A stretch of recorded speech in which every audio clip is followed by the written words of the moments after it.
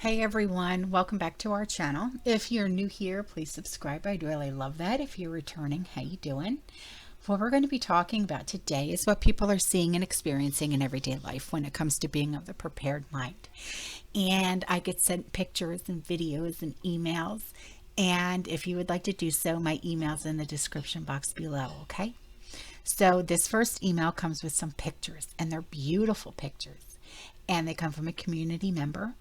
And she said, I was given a huge bag of mint from my daughter-in-law. It's for mint tea, infused mint and honey. Make mojitos. Ooh, mint jelly. God is good. I'm just dehydrating it in air. Oh, I love mint tea. It's my favorite. Bigelow, actually, you know, the tea, Bigelow, the tea brand Bigelow, they make my favorite tea. It's called Perfectly Mint, and it's like a spearmint almost. It's my favorite. Enjoy these pictures. They're wonderful.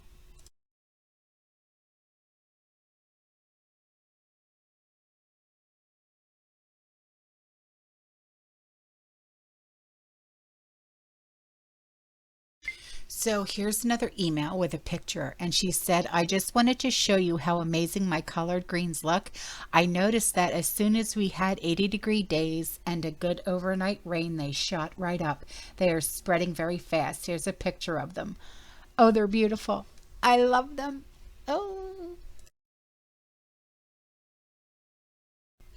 Okay, so here's an email. I've got two emails to share with you. And these are pertaining to surviving the next depression, okay, with the questions that I had given out.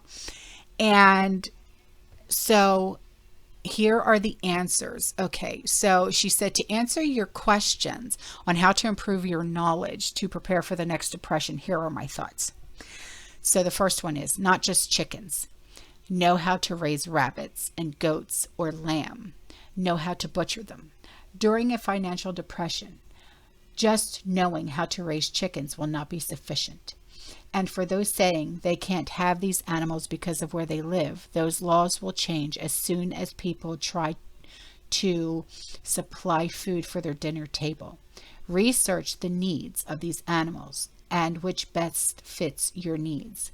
Having the knowledge will prepare you for if you decide later you need to add them. Yes, I absolutely agree with you.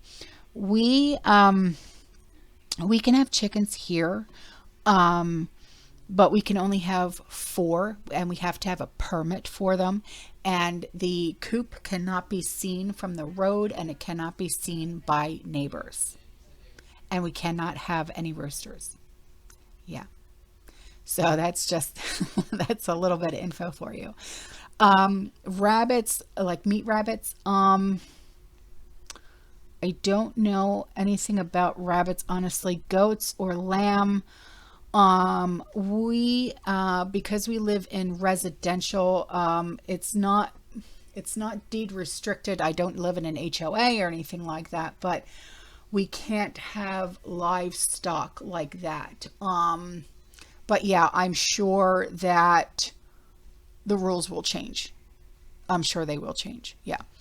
So the second one that she said is hunting and fishing. These skills do require some equipment. Oh yeah, we have all that. Yeah, that's the one thing that we do stock up on is fishing equipment and stuff like that. She said, so those who do not know how will need to have it on hand. So even if you don't think you will use them now, it could be wise to have them on hand. Some knowledge of the fish types available in your area is needed. Right. Well, we live right on the Gulf of Mexico. Okay. There's no saltwater here. Right. So we are all like freshwater fish here. So that's what we have available in our area. She said, here I can catch a trout and throw it straight in a skillet after cleaning. However, many fish need to have their scales removed or need to be filleted. Research the fish in your area to know what you need to do. When hunting, know what you're hunting. Jackrabbit is a critter you don't want to shoot, but you can tell the difference between a jackrabbit and a cottontail, or a loose domesticated rabbit, for example. Right. Around here, we have... We honestly, okay, I'll tell you what we've got a lot of around here. We've got a lot of deer. We've got a lot of black bear.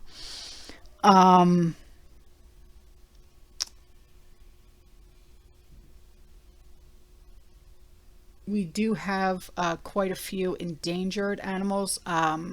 You've heard of the sand crane, yeah? Those are actually endangered. But you know, when SHTF happens and people are starving, I don't think that's really going to matter. But the sand crane is endangered. That's actually a federal offense to injure or kill a sand crane.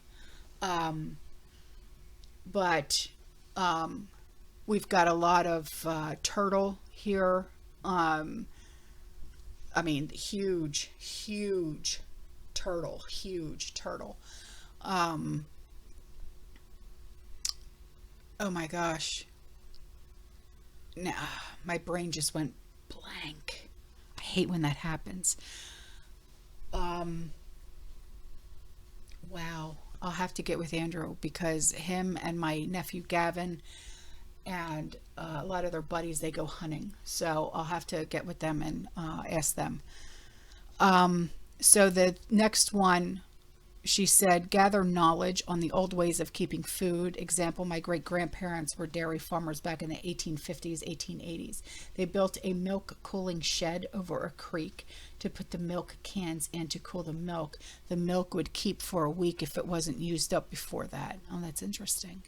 Knowledge of other forms of hunting can be helpful as well. Can you make a trap to catch some food? Do you know what bait to put in the trap to draw your desired target? This one will sound disgusting to some, but knowledge is key. No kidding. So a small story to set the scene. You get up in the morning, you head out to feed the chickens. To your dismay, all of your chickens are dead. Yep. That's the one thing that we worry about here with having chickens. You know, if I wanted to get chickens, coyotes. We've got coyotes bad here.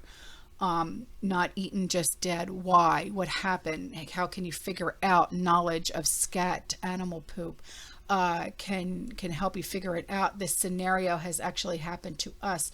The key to the answer was the scat. A bear had gone into the coop and killed all the fowl, but did not eat one. Research has taught us that bears will do this. Oh, sick bears. Oh, no kidding. Will do this. This also gives you info that a sick animal is around. Okay, thank you. The next one is knowledge of wild animal footprints is also beneficial. You want to know what animal are roaming through your area at night, along with the scat knowledge. Footprints can help. The next one is knowledge of the wildlife in the area. Knowing what's out there gives you information on what could come into your area. Here we have bears, mountain lions, bobcats, rattlesnakes. Oh yeah, we've got rattlesnakes. Scorpions, black widows. Yeah, we've got scorpions, black widows, and brown recluse too. Yeah, etc. I have seen mountain lions come into our area, lay down, take a nap next to the coop.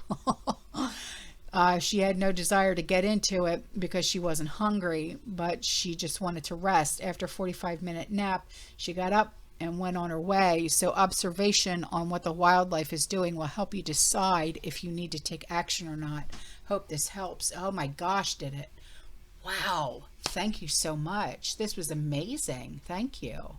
So here is another one of those emails with answer to the video questions for suggestions.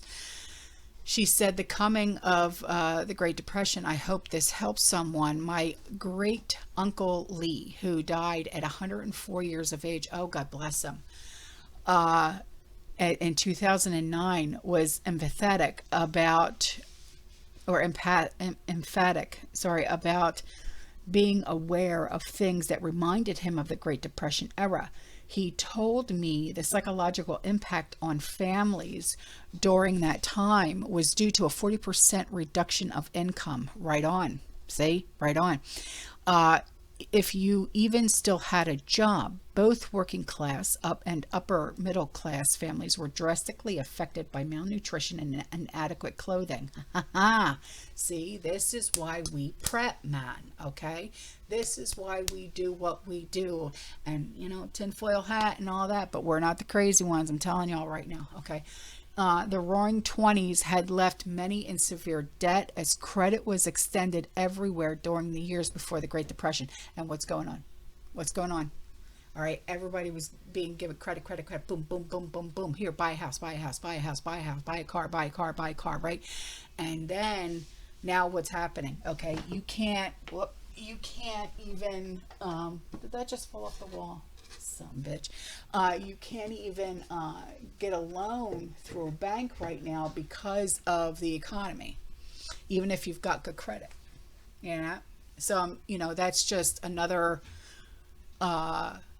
another way to realize what's really going on. Okay, so maintaining a relatively normal pattern of life with family togetherness and solidarity was challenging, but proved to get many families through the worst of times. Town dances, picnics, playing a game of cards, checkers, Monopoly. Yes, they had Monopoly. That's awesome. Monopoly is based on Atlantic City.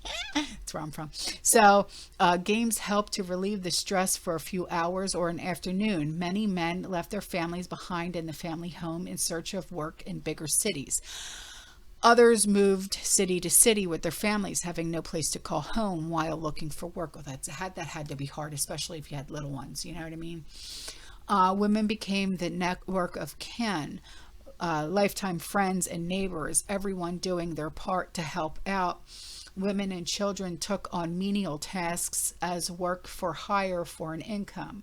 Whether it was selling canned fruits, preserves, veggies, doing other people's mending and laundry, baking breads, serving soup in dime store cafes. Anything to bring in a few dimes was done to support the household. Nothing was thrown out. Well, yeah, no, why? Holy cow, you wouldn't want to ever throw anything out. Not even scraps of fabric, because you can sew that all together and make something. You know what I mean? So everyone had their job in the network. The network covered health, education, and housing. The kitchen would also be used for medical needs. Extra rooms were rented out to extended families and friends. Older siblings would teach the younger children the 3 R's and keep them under their foot. Even small children helped by gathering eggs, firewood, weeding the gardens. Everyone worked in the gardens. I'm prepared with a lot of books on how to do most everything, even school and self-help care books. We purchase cards and board games, same here, because with the kids it's like, if they're not occupied 24/7, I'm mud on me. Remodeling my house for more family members, extra dress. This is why it's not done yet, but when it is done, I'll do a video on it, why we converted the garage. Extra dressers, beds is a work in process, let me tell you. Hubby is acquiring trade tools and parts to be able to fix anything. I do realize we cannot be prepared for everything, nor can we take care of everyone. No kidding. But you know what? We can sure as hell try. You know what I mean? All right. If anyone else has any stories, tips and tricks, or answers to the Great Depression questions, I will put the video card right here so you guys can look at that video and answer the questions. All right, send them to me. Okay, email me, and I'll read them off, and I'll do more videos on it. Okay.